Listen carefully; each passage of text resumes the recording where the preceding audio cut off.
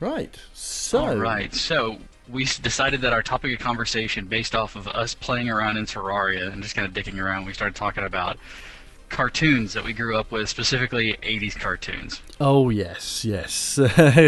Personally, I thought it was a great era for cartoons, but then it's hardly surprising that's the era I grew up with. But actually saying that, as soon as I even got into my late teens and early 20s, and even to this day, I still, when I get a chance, watch the cartoons. So I've kind of kept up. I have been lagging a bit with the cartoons for like the past 5-10 years, but I still do my best. There's some really good ones, like Phineas and Ferb. That's quite a good series, actually. You know what? It actually is. It is one of the series that I do like. I actually kind of watch it, and I was joking around with my son one day and decided that I would try to see if I could sound like Doofenshmirtz, and it actually pulled off pretty well. He actually went, "You sound like Doofenshmirtz, Daddy." So, yes, but we'll agree that the decline has been there, and it's never going to be quite the same as what it was. I don't know. I mean, in the 80s. I don't know. 90s, you did have Ren and Stimpy. Did have, but it was a different era of cartoons. Yes. I mean, it was a different atmosphere. I think the highlight of the 90s, though, had to be Batman. Oh, yeah, there was some good stuff Batman, there. the animated series. Oh, you might want to rescale the video as well, just in the background. Just noticed, okay. looking at the stream. Yeah, it's some damn good series, but no, it's the 80s. One of my first memories of cartoons back then was actually the Mysterious Cities of Gold. Oh, for anybody who's actually watching us at the moment, the game in the background, not that we've actually said anything about, is going to be displayed on screen any moment. There you go. Eye of the Beholder. Yes. Eye of the Beholder on mine. It's a classic game. It's an evolution from kind of a Bard's Tale, wizardry, Dungeon Master-esque series. One of the most modern equivalents to this today is Legends of Grimrock. I mean, if you watch the video of this, and if you ever see or play Legends of Grimrock, you should know exactly where that game came from. There's no mistaking it. Yes, well, definitely not the innovator. It did go a long ways in innovation when it came to the first-person dungeon crawl. Oh god, yeah, it made a big difference. I mean, one of the nice bits you got actually, I thought, improvement was we were just talking about this earlier, Might and Magic 3. I mean, that I really did love. Absolutely. Nice bit which you actually got there was the auto map feature, which was actually a required skill. It didn't just go, haha, you can map. No, you actually had to go learn a skill so it would map for you. And if that's not role-playing, then what else is? Yeah, we'll give you an auto map feature, but you've got to learn it. Correct. Yeah, we're not going to give you this for free. You have to learn this skill and level it up. But once you do, there's your map. Yeah. Which was one of the best things, because the games like this drove me crazy whenever you had to have a ream of graph paper and then you had to mark start, and then you spent more time drawing out the map on the graph paper next to you step by step than what you actually did playing the game. Yeah. And of course, at the time that this came out, the internet was, I don't know, in its infancy, I guess, still, technically. Yeah, it would have definitely been. Wasn't out to the public. Really, general use, early adopters were basically 1995, 1996. Well, I mean, we could connect to the bulletin boards, and then hopefully somebody there had a map that they had painstakingly drawn out, but even then, if I'm not mistaken, it's a randomize on the dungeon, so... No, in in Eye of the Beholder, I mean, at least it was fixed. In Bard's Tale, it was fixed. Okay. But, I mean, Bard's Tale and Eye of the Beholder both have the issues of they've got teleporters in the dungeon. So what you think is the dungeon isn't necessarily what the map ends up being, because... True. You go all over the place. Exactly, but either way, it should definitely be a game that you can pick up. You can actually get it from free from Abandonia.com. Abandon IA, ABANDONIA, abandonia.com. They have this and the other, the Eye of the Beholder 2 and so forth and so on, all for free there because it is now abandoned software. Fantastic game, though. It's a lot of fun, and you'll actually get to watch Kieran play this as we ramble on like idiots, because that's what we do. Yes. Just so you know, your audio is just a little bit crackly at the moment. Oh, okay. I'm not quite sure. It might just be picking up some background noise. Possibly. I don't want to turn it down any lower, though, because I'm afraid that you'll lose me, but... if anything, it might be that you might need to be up a little bit higher. We'll try that. How's that sound? Not so, it's about the same. It's just I think there's a little bit of crackly in there, but don't worry.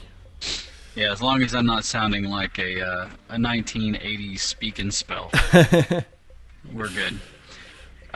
So we were talking about 80s cartoons. Now, yes. I feel that 80s is one of the definitive eras in cartoons. There was a lot done in the cartoons, almost because of first of all, the introduction to arcade games as a household and a standard for them. Because while we had arcade or household video games from the 80s, or from the 70s, excuse me, with the Odyssey back in '72, and anybody who could make a Pong machine made one. Just watched a great review over the different Pong machines that were available. Now, if you want to go really early, then you want to go to the oscilloscopes and do, was it Tennis for Two? But that's going back a bit further. The Odyssey, they had overlays that you put up on your screen. Yeah, I do. I personally don't remember that. I'm not that old, but I have read about those. The only reason I remember it is because, like I said, I watched a review over them, over old games the other day, over at another guy who does lots of video games. But the 80s brought us the Atari, the late 70s, and then the 80s brought us the Ataris, and made them, more importantly, didn't bring them into the household, but made them affordable, so that everybody could have one. I say affordable by that time, by those standards. And then we had the introduction, and then in the 80s, actually the early 80s, around 83, there was a huge home video game crash.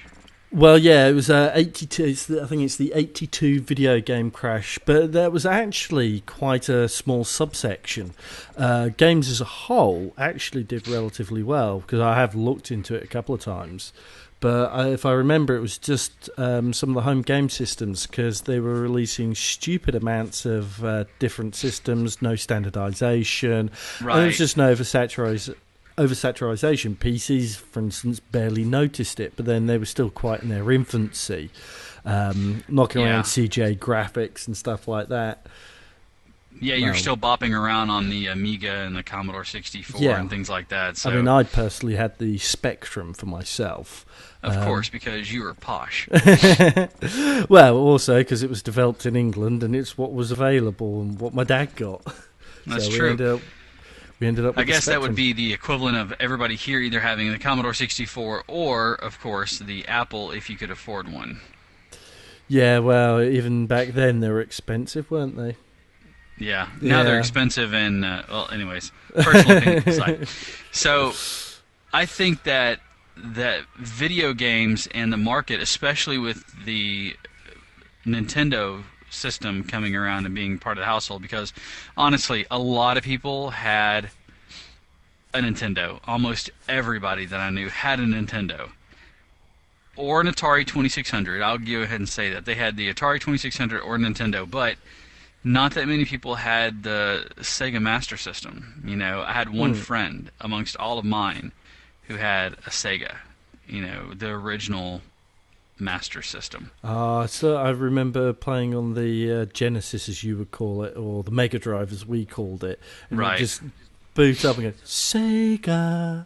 Just like that. It's like every time you boots up, you just hear that, and it's goes, yeah, we're about to play. And normally it was playing something like Columns or Sonic Hedgehog 1 or 2. Also, Madden Football. It was like one of the few sports games I actually liked. And it was just the Maddens. I've tried playing some of the later ones. Don't like them. Just back on the Mega Drive or Genesis. Playing one of the original Madden games. Really did like that. Yeah.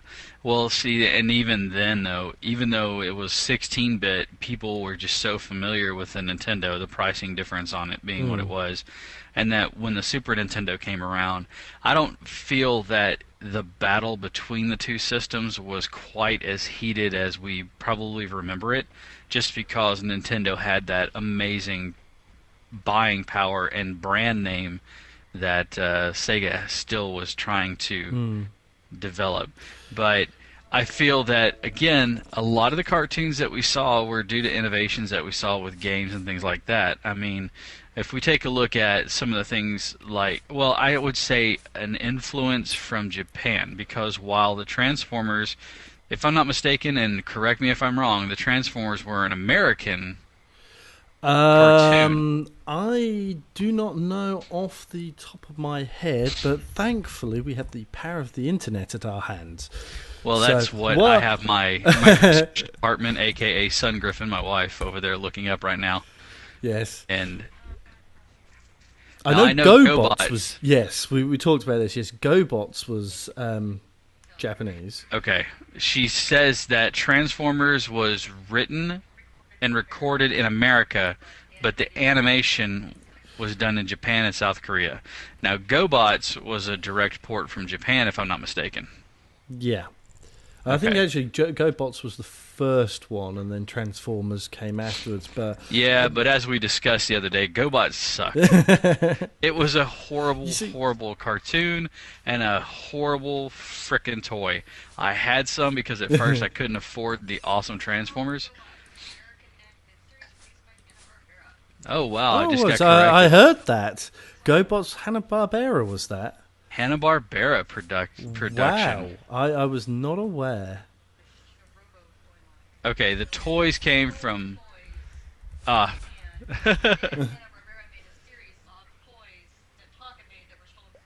So Hanna-Barbera took the cartoon from the toys, which were actually stolen from Japan. Oh, so it was the toys first, which creates the cartoon. Correct. Toys first, which were ripped off from Japan and made by Tonka. And then Hanna-Barbera is like, well, hell, we have a toy, let's make a cartoon. And do you remember the tagline that basically they were indestructible? Yes, Tonka Tough. I broke 2 of them. There you go. Yeah. And that's why we love you so. But back on the cartoons, everybody remembers the big cartoons, G.I. Joes. Actually, G.I. Joe, me being English, was not as popular over here, funnily enough. Because you're English. Yes. Well, it would be a very boring story, though, if all the G.I. Joes sat around drinking tea. I know.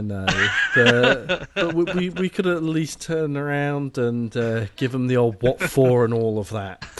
Oh, look, chaps. Cobra's at it again. Let's call the Americans. Oh, yes, because they, sort out everything, don't they? But more importantly to me are the cartoons that I watched that may not have gotten the fanfare, because they weren't mainstream. Some of them were, and some of them had toy lines that were huge, but it was still never as popular as, say, G.I. Joe or Transformers, or even Thundercats, because God knows we all watched Thundercats. Oh, yes, Thundercats. From the same company, which was Rankin and Bass. If I'm not mistaken, that was Rankin and Bass. They had one show that my brother and I absolutely loved, and we had the toys from, and it was even voiced by a lot of the same actors, and it was called Silverhawks. Oh, and I did not recognize that one. Yep, they had Silverhawks and Tiger Sharks, because that was kind of their thing, where they were going to make cartoons based off of half animal, half person. But Silverhawks were cybernetic human beings who fought an evil guy who sounded just like Mumra. And his name was Monstar. And they basically fought in outer space, and there were originally like let's see, 5 of them. Let's see, there was Quicksilver. There was Quicksilver, Bluegrass, Copper Kid, Steelheart, and Steel Will, and they were all from all different backgrounds. But I believe the only one that wasn't an Earthling was Copper Kid. But basically, they enhanced these humans to be cybernetic, and they each had their own hawk, which was a cybernetic hawk that flew with them, like Tallyhawk and all this other stuff, which was the most popular one. The leader of them, Quicksilver, had Tallyhawk, and he would actually yell out, "Tallyhawk!" and the hawk would appear and fly. And they had this badass ship that was piloted by my favorite one, which was Bluegrass, who was a cowboy hat wearing Silverhawk who played a guitar. And that was badass. And I got confirmation that I actually knew that it was Earl Hammond, who was the same guy. But later on, Rankin and Bass, again, Thundercats, and then they had Silverhawks. They also had one called Tiger Sharks, where they were humans, and then they went through like this special tank that transformed them into human shark combinations. Oh dear. This started to remind me heavily of Teenage Mutant Ninja Turtles, or as it was called over in England, Teenage Mutant Hero Turtles, because we couldn't possibly have ninjas because that was too violent. Yeah. Okay. So you didn't have ninjas, you had we had Hero Turtles. Well, they weren't transformed and couldn't transform back. They would actually go through a process that would turn them into half shark and then back into normal. It kind of sounds so just some of that sounds I must have seen it somewhere online at some point. Probably so. It wasn't wildly popular, but it was still popular enough. I noticed a theme, shark-based things, water, Aquaman, not popular. Sharky Show, not that popular. Could there be people not interested in sea-related shows? I would say that would probably be the case. Because everybody loves Aquaman. There was one that you mentioned the other day that I wanted to bring up because you want to talk about toys that would get you to dump hundreds of dollars. Centurions. Oh God, I so wished I had those toys. And I remember the Centurions, and one of my favourite characters was actually the Wolf. And it was because the Wolf had rocket pack on, and with Thor alone, he could fire off these rockets. I mean, how awesome is that? I tell you what, I'm scared of dogs. I've only just recently kind of gotten used to dogs over the past year, so I'm not actually scared of them anymore. But that dog, that wolf, if I was only ever going to get a dog, it would probably be either a really tiny little thing or a wolfhound or something like that. Because of Centurions and Centurions alone. I mean, I so wanted a dog with a backpack with missiles that could fire them off by thoughts. And I remember other kids playing with the Centurions toys, and I so wanted one. It was just an awesome show. It was the Power Extreme, and they would just like all appear on them. And my least they call it down from the satellite, and the next thing you know, and again though, everybody's favorite one either had to be the airplane guy, the guy that could fly, or the tank guy, the earth-based guy. Yeah, not honestly, the guy in the water.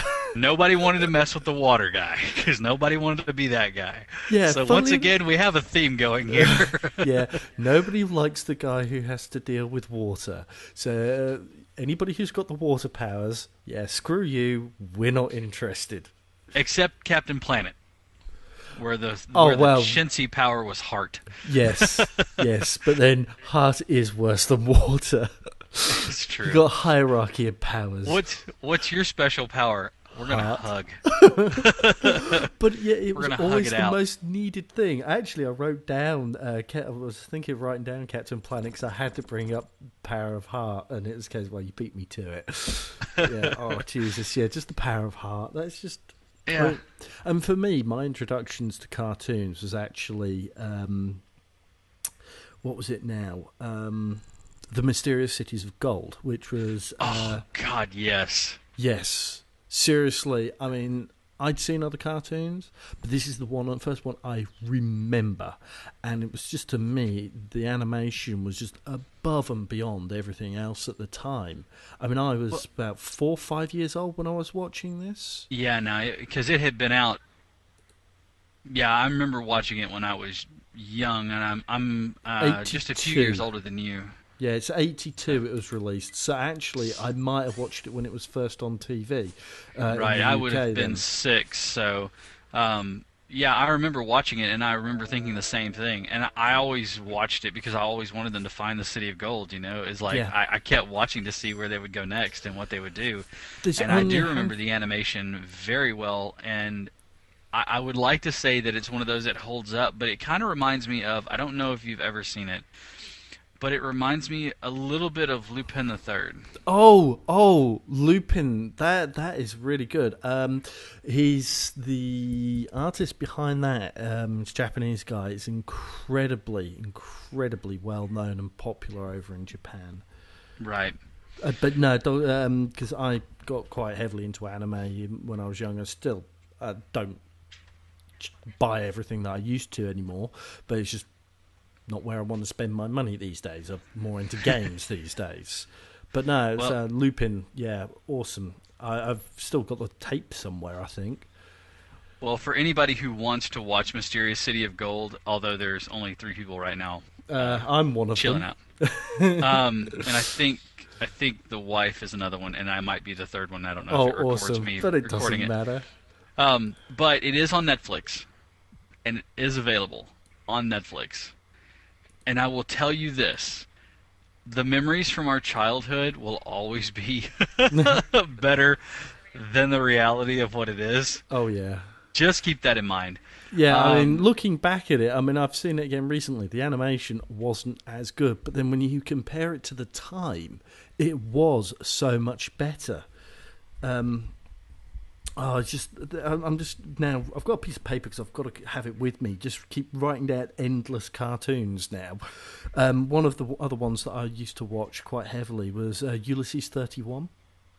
What was that? Ulysses 31. No, I don't think I've ever heard of that one. That was basically it was. I think it's Homer's Odyssey. Ulysses follows the same pattern. Oh, Ulysses 31. Okay. Yeah, basically it's Ulysses set in space. You know, I actually do remember that, and I never really watched it, but I do remember it. You had Ulysses, No, which was the little robot, and you had the gods constantly trying to stop Ulysses get back to Earth and save all his people. I thought it was a very, very good show. It was a good, strong, solid plot, and you could see that they had a very defined beginning and an end. It wasn't something that was just going to keep on rolling and rolling and rolling. They had already planned out ahead of time where they were going to end. And it was a case I was really looking forward to seeing how things went. Right. Well, that's like, unfortunately, I'm going to go back to G.I. Joe because it was a popular one. Again, something that you never really got to experience, but the original G.I. Joe wasn't a series that was supposed to happen on a regular basis. It was actually like a mini-series, for lack of a better way of explaining it. They had 6 episodes within this story arc, and it was a defined story arc. Whereas Transformers, there was a general storyline, and they had the meta plot. Right, they had a meta plot, and they had, a few episodes that would tie in together. But for the most part, yeah, it wasn't like they were trying to go, okay, this is our defining point. Which is okay because, it allows for the show to go on and gain popularity and things like that. But again, there's something that you miss about it too. When you can watch a movie or watch a cartoon and then go and realize that, okay, I know that they're trying to get somewhere, that there's an end goal to this all. That it makes you watch it even more because there's a part of you that wants to see them succeed while yet not wanting to see the cartoon be done with. And I think it's an epic storytelling method that way that you don't get to see a lot. I don't see it a lot anymore.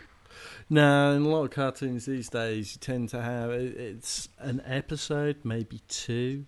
I mean, you get some which, like Yu-Gi-Oh, they actually have quite long plots, but then I think that's more of a Japanese thing rather than anything else. I mean, you go look at some of the animes which they got. I mean, half the time with some of their stories, they actually have to cut them back because they're just so in depth. And when you look at the comics compared to the animation, it's case well, actually, hang on, guys, where's half your story? And yet they've still got something where they got like one story arc that does go over an entire season, but they kind of intersperse it more like a sitcom, well, more like an advanced sitcom. I don't know how else to describe it. So you've got the meta plot that's always going on, but it just kind of keeps on with individual bits cropping up every week with their own storylines.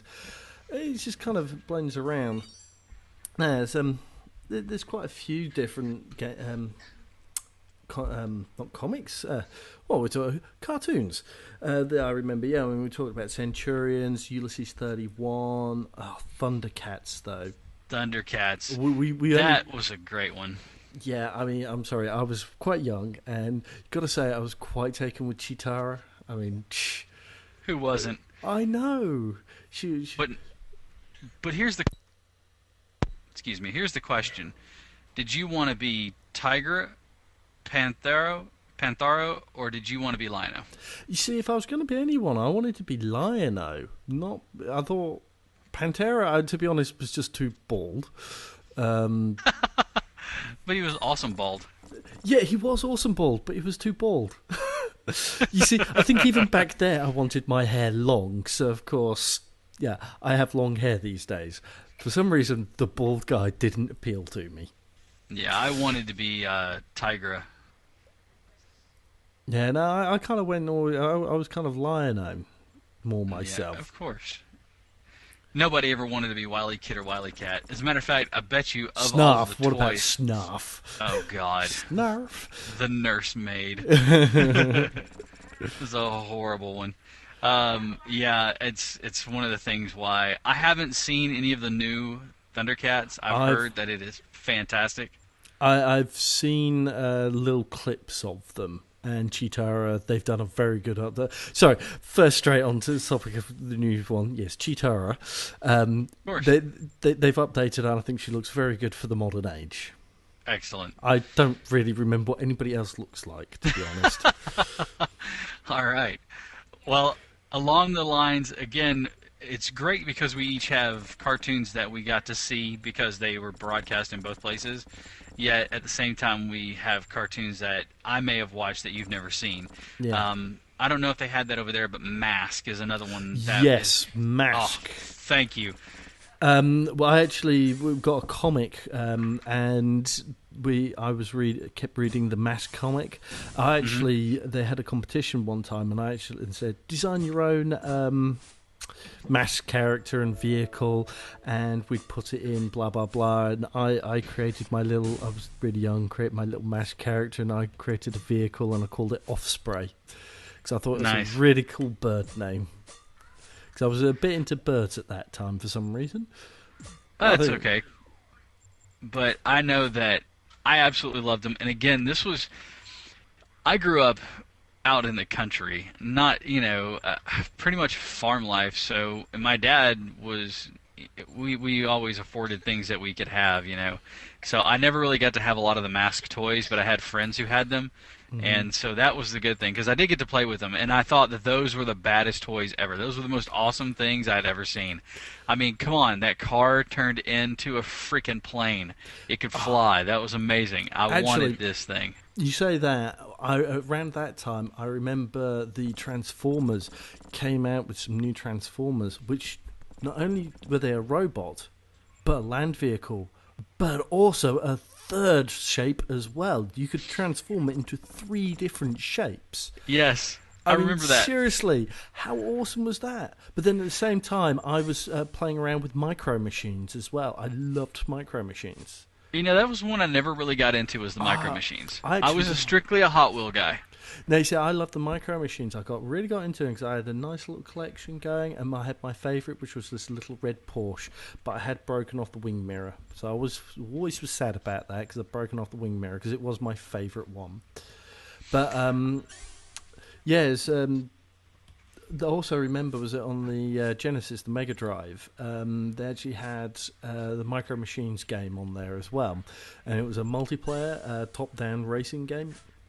And as you were driving around, if the person at the back, it would centre on the person at the front. If you fell too far behind, you'd disappear, you'd lose time, and then you'd bump back up closer to the start and you'd carry on racing. Nice, that was a nice way of handling that. Yeah, it was an awesome little game. And I just remember playing with my cousins an awful lot. That was one of our... I remember a lot of cartoons being based off of comics. Of course, we had Captain N and the Captain N, the Power something or other. I don't remember exactly, but it was basically a Nintendo gamer who got transported into the world of Nintendo, and it was him, and he would fight against Mother Brain. And then, of course, there was the Legend of Zelda cartoon with, well, excuse me, princess. And that got so annoying because he would say it all the time. But then there was also Mario Brothers with Captain Lou Albino. Oh, dear. Yeah, one thing to say about any RPG hero.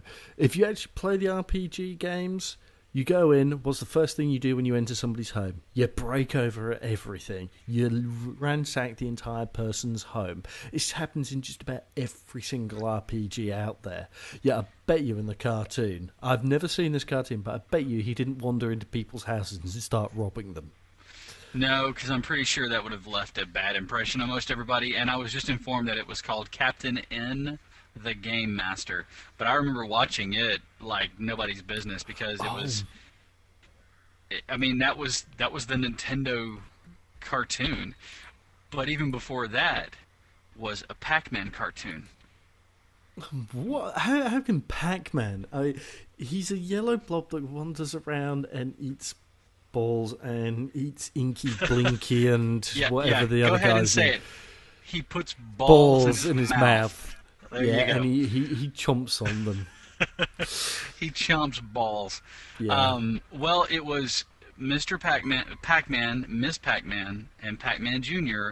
They lived in a town that has full of Pac-Men, and the ghosts were trying to always up to shenanigans, trying to end things, and you know, it was a stretch, but they made it work.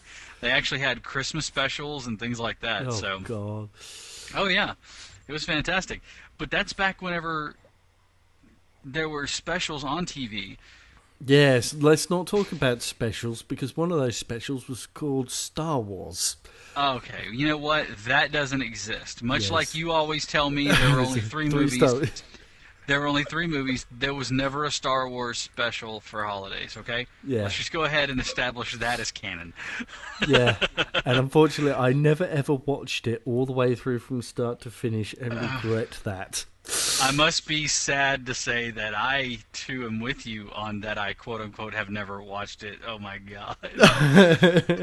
Yeah, anybody what out there... What has been seen cannot be unseen. Yeah. Dude... Believe everybody when they say this. Do not watch it. You will regret it. Seriously. I would tell you that watch the video that they had in the ring before you watch this special. There was only one redeeming feature. I actually quite liked the animation they had in there of Boba Fett. That I quite liked. I just happened to like the story. But the rest of the pile of excrement that made up the additional, was it like 45 minutes or something like that? No, it was something like an hour and a half, 2 hours. Oh God, that's right. It was a variety show, and it was like this one actor played like half the roles of this non-existent show that doesn't exist, and we're telling you never, ever, ever to go watch. Well, we're just making this up. We're ad-libbing all of this.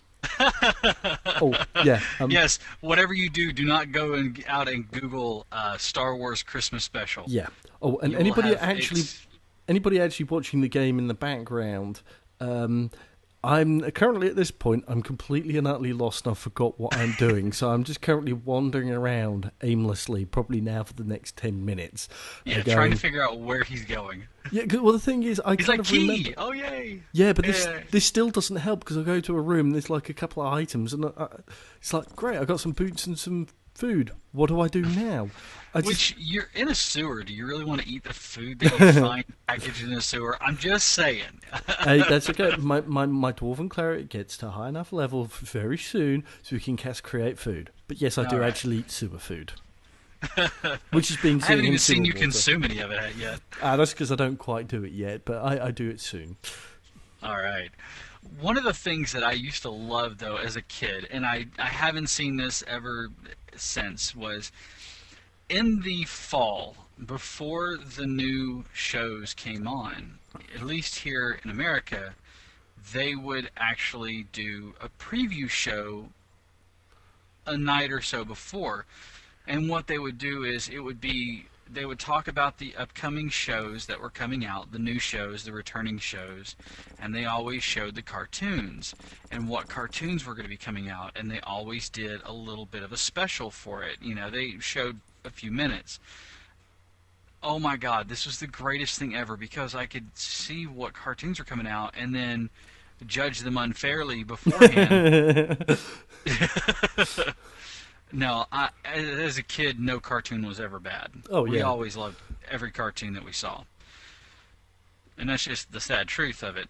But I remember watching this, and even the cartoons that weren't cartoons, like Pee-wee's Playhouse,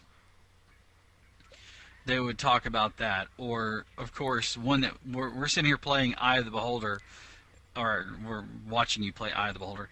And one of the things that we haven't even discussed yet, one of the great 80s cartoons, Dungeons and Dragons.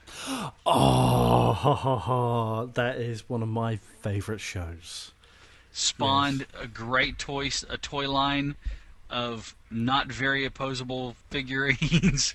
Yeah. I think they had like 4 pieces of articulation. You could move their hips and their arms could flail. They never did actually finish off that story. I have read the final script, or what was proposed to be for the final script, but yeah, they got shelved before they actually managed to finish it off. My question, though, and here's the thing I love about it, because you got to remember, all the rage in the 80s was how evil Dungeons and Dragons was, and how I remember it's of that. Satan, and kids were committing suicide. They even did a special on it. Yeah, Mazes and Monsters with Tom Hanks. Yes, ladies and gentlemen. Mazes and Monsters. Yeah. Yeah, that's a bunch of rubbish. I started off role-playing when I was 5. I mean, I barely remember not role-playing. That whole era kind of really pissed me off because it really gave role-players a really bad rap for absolutely no reason whatsoever. Just because a few people just mistook, they're obviously doing bad things. You see it today. These kids have been playing these games. That's to blame. You know what? Before that, kids were reading books. So that's to blame. Kids who are going to muck around and do something wrong, they're just going to do it anyway. Stop blaming it on their environment. Well, nothing's changed today. I mean, now video games are getting the rap because that's the prevalent thing. I mean, it's I don't see there much of a change in the blame game, just where they're placing the blame. Yeah. Because back in the 80s, remember, it was playing your records backwards, playing Dungeons and Dragons, listening to certain types of music. Remember, you can't listen to AC/DC, which means Antichrist, Devil Child, Kiss, Knights in Satan's Service. I mean, come on. Maybe some of them, but I mean... You can't listen to certain Beatle tracks records backwards because then you know the truth. Yeah. Of course. And it's like, okay, yeah, you guys are nuts. I mean, this is crazy talk, but back on the cartoons, Dungeons and Dragons did not get the heat and fire that the actual RPG got. I mean, the tabletop RPG, because it was a cartoon. Yeah. And it was a good one. And also, the people they could see there were morally good, very... Hank, he was the ranger, if I remember. Presto, the wizard. Uni the Unicorn. Gosh, that was original naming there. You had Dungeon Master, Venger, and I'm struggling now with the names. Presto was actually my favourite. That's of course, because you never know what he's going to get out of that hat. Yeah, he also, I always suspected he was kind of the key for them getting back home, because ultimately he was actually very powerful, and what he was often literally magic their way out of trouble, but never quite how he anticipated, because he never had full control over it. There were a few episodes where when he was able to get control over what he did, he was able to do incredibly powerful effects. But it was just, that was the thing. I think they tried to limit him so he wasn't always the saviour, because it was just too easy for him to be the saviour. Well, it's because he dumb lucked his way into it, so we always just kind of shrugged him off because, he was this bumbling fool. But it's that bumbling that more often than not saved them. And I mean, it's funny because if you look at all of the cartoons that we talked about, while they were all these great things, they also had kind of an underlying message, I would say. That no matter what you do, be yourself kind of thing in certain shows, and talked about sharing and being friends with people and accepting people for who they are and things like that. And I sad to say, but I don't feel like the underlying message is there in a lot of the cartoons that are there. Don't get me wrong, they're great entertainment, and I laugh my ass off at them, but I don't feel it's there. And it was such a subtlety. It was such a subtle thing, an implied message as opposed to being an in-your-face message. Like, don't get me wrong, I love some of those shows. Like, my son loves Arthur. Arthur, for those of you who don't know, is a bear, I think. He's a white creature with a nose. He's a wombat. Yeah, his teacher is a rat. But it is deliberately messages for elementary school children, about sharing and about being who you are and getting along with others and things like that.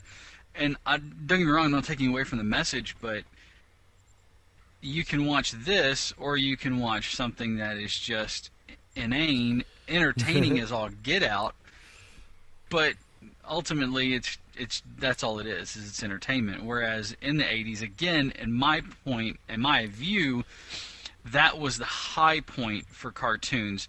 They were all part of the 80s and 90s together, but in the 90s is where we started seeing the decline in cartoons and going to the way of the more live action stuff like Power Rangers.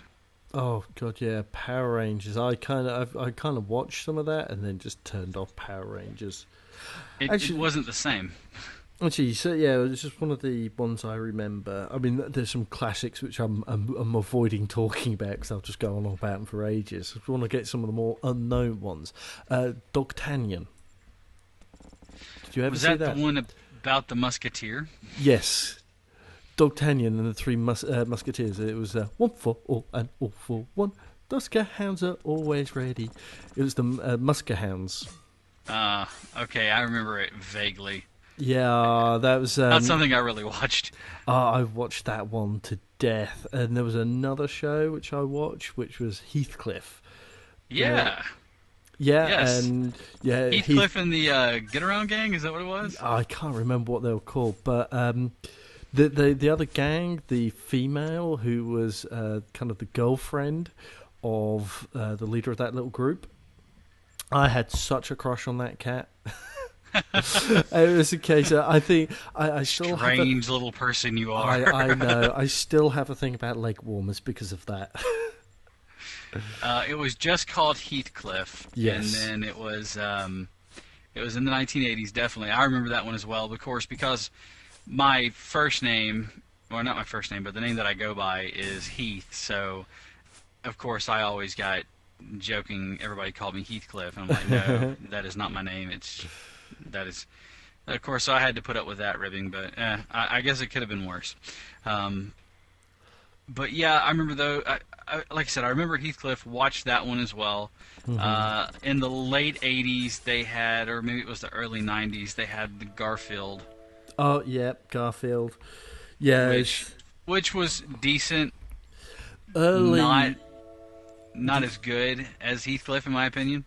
No, it wasn't. And the thing is, I mean, Garfield was great. I mean, it made it all over the comics over here, in the newspapers over here for years. But it started to decline because there was only so much they could actually do with Garfield. But I mean, they actually, saying that, I've got a videotape, Garfield's 9 Lives, which is a brilliant set of series. It's about half hour long, with just going through 9 different lives of Garfield, back from Garfield into like Pharaoh times. One of them, he's called Stunt Cat. That lasts like 30 seconds. Just one of his lives is just 30 seconds long. And then I know that they did a lot of specials, like 1 hour television specials that they would put on. But then they actually had the television show, which wasn't bad. It just wasn't as good. It was Garfield and Friends. It aired for 7 seasons between 1988 and 1994, according to Wikipedia. But hey, go internet. But yeah, it wasn't the same as Heathcliff. I think I much preferred Heathcliff just because of that attitude, I guess, for lack of a better way of saying it.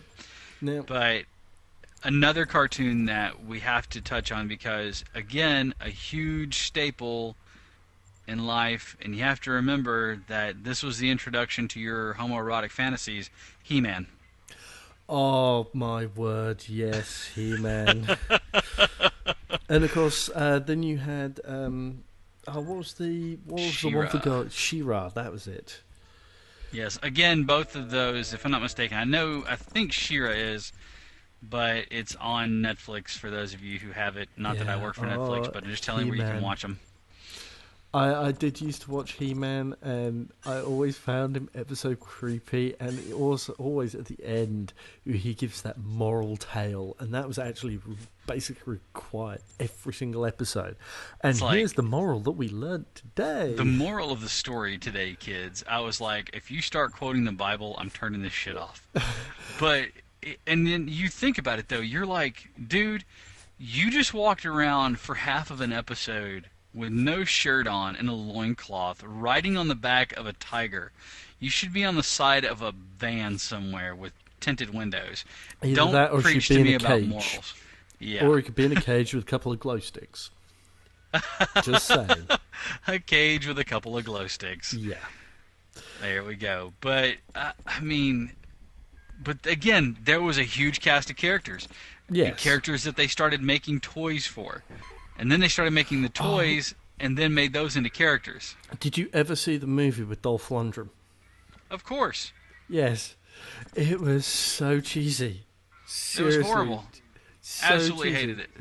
And right at the end, they kind of trying to leave themselves open for a sequel that obviously never happened. No, which thankfully didn't. But then they tried to reboot the He-Man series in the mid-90s, I want to say. I'm not sure exactly. I have to double-check it. But they tried to reboot it. It was, again, like Masters of the Universe. It wasn't called He-Man and Masters of the Universe. It was just Masters of the Universe. And it was, again, just one of those ones that just never took off. It never went anywhere. It wasn't very big. It was like, okay, so... Of course, with the introduction of Michael Bay's Transformers, put a lot of eye back on the whole Transformers series. So they have this series on Netflix, which I will suggest watching it because it is actually really good, and it's called Transformers Prime. And there was a couple of different Transformers series over the years. Well, I watched it, and I actually enjoyed it. It was a good series. It was really strong. It held its weight. It was a really good series. But then I was like, well, we like this one so much. Why don't we check out a few older ones? So we went to go watch the Transformers Beast Wars. Yeah. Don't. That is such an abomination of awful cheesy shit. just stay away. Just do not watch it. It's a horrible. I couldn't even get through all of the first episode. I had to turn it off. It was just so god awful. There's one we do have to talk about. Absolute classic cartoon of the 80s, which goes with a classic movie as well. Ghostbusters. Oh God! Now, yes, because there was the big battle between the real Ghostbusters and Ghostbusters. Do you remember that? I only ever really watched the real Ghostbusters, which was hilarious. Right. I watched both, and now I will say that for a cartoon takeoff of a classic movie, the real Ghostbusters was an absolutely fantastic series. I enjoyed it. Yep. I thought it was great. The way that they incorporated Slimer into being a mascot, almost, yep. In a sense. He was basically, he was their mascot. It was just so funny. But then there was the Ghostbusters, which, for the life of me, I have no idea where this thing came from. It was out of the frickin' blue. You see, I've never seen it. A gorilla and these two guys that would go around and fight ghosts a la Scooby-Doo. But it was just god-awful. It wasn't... I can't tell you that it was awful, because it wasn't. But it was okay. It's kind of like, oh, this is on, I got nothing else to watch. Oh, wow. I got 30 minutes to kill before G.I. Joe or something else starts. I'll watch this. And so it wasn't bad in the sense that, it was horrible writing and everything. It was just, you watch something called Ghostbusters to see Spangler, to see Venkman, to see, to see those guys fighting ghosts. And what you saw is two guys and a gorilla. What the hell is this? Mom, what are you feeding me? So there was that, and again, like I said, it wasn't good, it wasn't bad, it was just kind of like, oh, there was a show called Ghostbusters, and then there was another one called The Real Ghostbusters, which was The Real Ghostbusters. So. Yeah. No, that was a great show. I used to love watching that one. I did think towards when it actually died off, it was wearing a bit thin, but the early episodes were just so much fun. And I think they just really had a good time playing with all the characters and just creating stuff to go with it. Well, I know that I, for one, I was actually kind of glad to hear that they weren't doing a third one. No, they decided against it, have they? Well, Bill Murray decided. Yeah, because I know there was a lot of talk when they created up the computer games, talk about writing it, and I think they were actually writing a script for a third one, but I hadn't really heard that much else. It was written, they were coming up with the idea for it, and I think, if I'm not mistaken, that Bill Murray decided, no, I'm not doing this, I can't do that, which some series don't need to have... the first two movies stood solidly. I thought they were both fantastic. Actually, I'm a bigger fan of the first one rather than the second one. The second one was good, but I would have been quite happy if they just went with the first movie and that was it. The second one. I preferred the first one, but the second one had such great parts. Who can ever forget the line whenever they're at the you apparently forgot. Well, yeah, my brain just went. When they're at the top of the Empire State Building, I think it was where they were at the top when they had the painting there, and he was about to bring Vigo to the other side, and the curator goes, "Here's Vigo, worship him." It just, to this day, it's like one of those lines. It's just stands out in my mind. I'm just like, this is ridiculous. But that was another good one, and there were a couple more that I want to touch on, and I can never remember the name of them. But one of them that I remember, because it had the most awesome toys. Again, probably not one that they had over there, I don't know. It only ran for 2 years, 1987 to 1989, but it was called Bravestarr. Yes, I remember Bravestarr. Did see Bravestarr. I even saw Bravestarr movie again last year. Or early this year? No, I think it was early this year. Where the space cowboys, basically. Yeah. And he had the horse that talked and could stand up and shoot with him. Yep. I remember all of it. The Yes, Strength of the I Bear, actually Speed had of the them. Puma, Eyes of the Hawk. Yes, there you go. Eyes of the hawk, ears of the wolf, strength of the bear, speed of the That was puma. it. Yeah. Oh, I forgot the wolf one. Yeah, it was great. And 3030, which was the name of the horse, it was a technologically cybernetic horse that could stand up, and he had a Winchester rifle. Haha, Winchester 3030, get it? Anyways, that he would use. I loved it. It was one of those shows that were just fantastic. The character names were ridiculous and awesome. I mean, Marshall Bravestarr is his name. His arch nemesis was Tex Hex. Yeah. His horse was 3030. You had Deputy Fuzz, Judge J.B. McBride. I mean, the whole thing was Deputy Old West in Fuzz. outer space. Deputy Fuzz. That little mole person. Oh, yes. Yeah. Oh my God. Yeah. It's all flooding back to me, even though I saw it a couple of months ago. Yeah. Well, It's just so over the top in so many ways. but it's so fantastic. It was it kind of epitomized, some of the things that they were doing with the 80s cartoons, where they were just making stuff out there just to be strange sometimes. One of the other ones that I remember was, I can't remember the name of it, so if somebody knows, just let me know. But basically, it was an 80s cartoon, mid-80s, I want to say, like 85, 86, where you had robots who lived on this cybernetic planet, but they were like garbage. They worked in garbage hauls, but one of them was a human. Oh man, I'm gonna have to try to remember this one. Garbage holes. This is Yeah, I'll have to find it. So I'm looking up the robots, maybe it was garbage, Defenders of the Earth. Maybe that was it. No, that was Flash Gordon, the Phantom, against Ming the Merciless. I don't know if you remember that one or not. Yeah, I remember. I was trying to remember what it was called, but Something I'll called have to... Mighty Orbots. Oh, that's it, Mighty Orbots. Actually, but there's immediately under that is a reference Aqua Teen Hunger Force. Now that's a great modern show. The Mighty Orbots, that was it. That show was one of the ones. Remember when I was talking about how they would have the previews before they would actually air the shows? That was one of the first ones that I remembered watching on the preview shows, was the Mighty Orbots. And I loved it.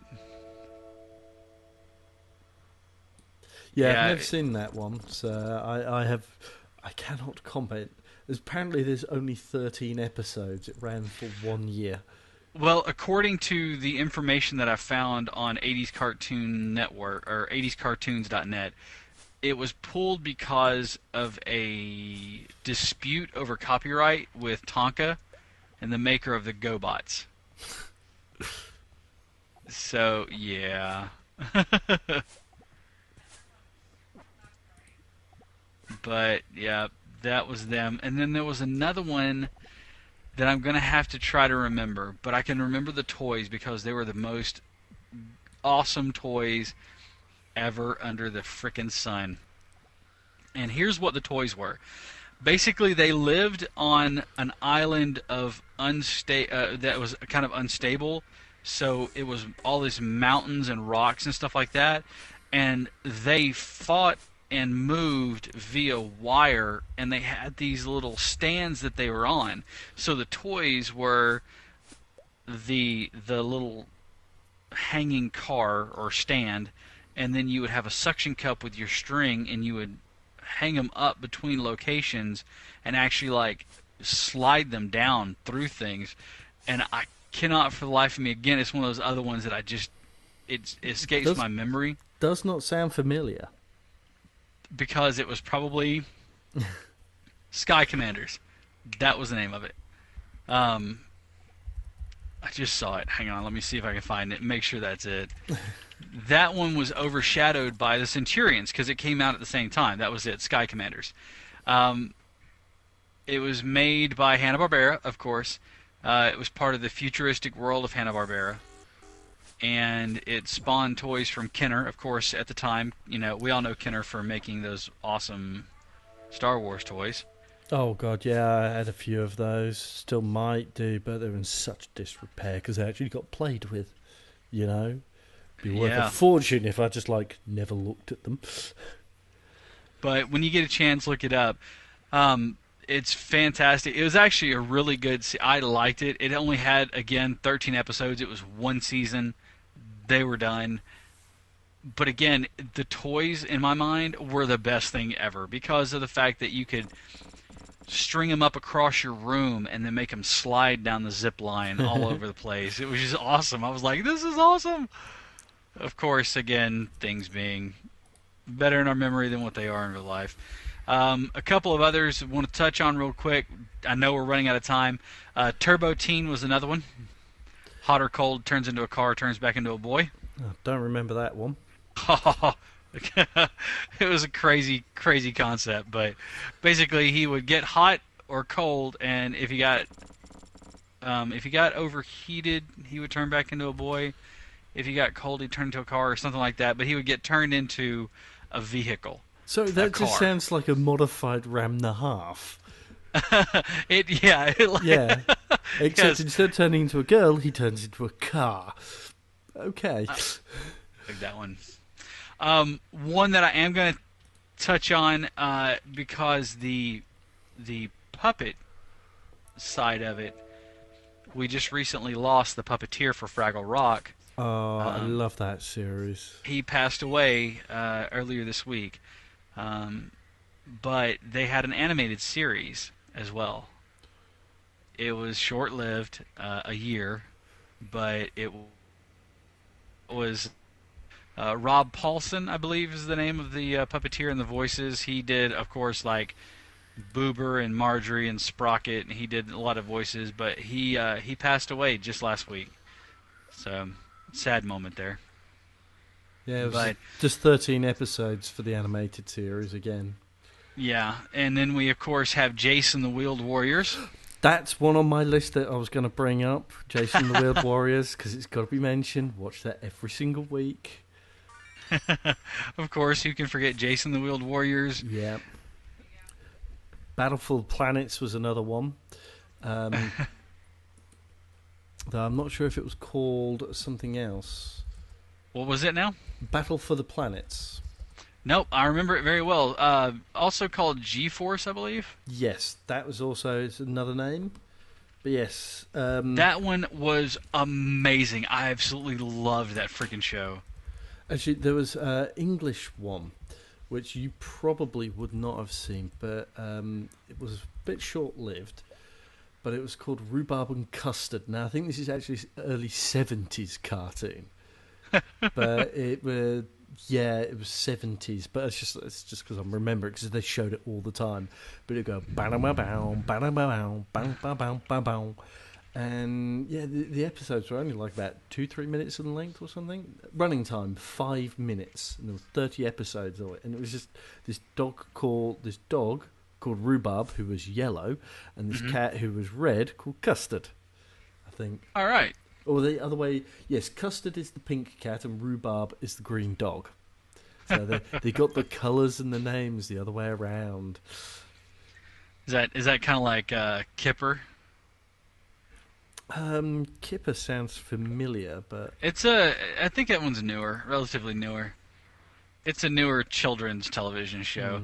I know we're getting short on time here. A couple of others that we want to touch on. Mr. T, of course, had his own cartoon and cereal. The original My Little Ponies.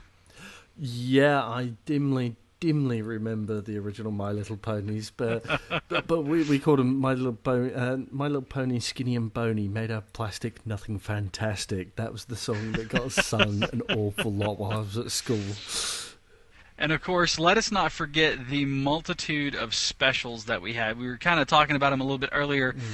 But one of the things that I remember is, of course, whenever they could, they made a Christmas special from just about any cartoon that would let them do it. But more importantly were the specials that's back when Disney, at least here in the stateside, that's back when Disney would actually do a Halloween special. and show cartoons that were related to Halloween things. They would also do a Christmas special, which would have, little shorts, Mickey and Chip and Dale and things like that. Oh, Chip and Dale. The Rescue Rangers. Of course, Rescue Rangers and DuckTales. Oh, but again, I course. think we're getting in the 90s there. I know. So an hour's not enough to cover this even vaguely properly. Well, we kind of got a little distracted, I think, at the very front end, talking about games and things like that. Oh, never mind. I don't expect this to ever stay on topic, really. I'm surprised we stayed on topic for this long. DuckTales wasn't started in '86, just so you know. Chip and Dale's was in the early 90s, it looks like. See, if it would go on to the 90s, there's a lot of good stuff. I mean, you got Aeon Flux, Cowboy Bebop. There's a whole... Animaniacs. Oh, Animaniacs, yeah. Okay, we've got to do 90s cartoons, obviously. All right, so next up on our agenda is 90s cartoons. Yeah. And the decline of what I feel is the decline of cartoons in general. Actually, I think if you go over to Japan, it still stayed strong, and a lot of the better shows out of the 90s were either Japanese or heavily influenced by the Japanese. So I think that's what kept it up. I think that you're right, that the 90s were strong, but when I generally speak about the decline of cartoons, I should say American or Western television. There you go. Western television, just because there's Japan has always had a history of doing these fantastic things with animation, and whereas we haven't. I mean, you're talking about they would run shows up into the 250, 360 episode thing. So. Oh, Dragon Ball Z, if you want. Well, Dragon Ball Z, Dragon Ball GT. Crazy. Yeah, that's just kind of example. The poor artist wanted to finish that series long, long ago, but I think they just kept shoving too much money in front of him that he couldn't say no. And artistic like Bleach. integrity? Yeah. Artistic integrity, money. Yeah, well, in like Bleach, where they're like, I don't know, god-awful 280 episodes or something, but I stopped watching at 172 because it's like, okay, this shit is dragging on now.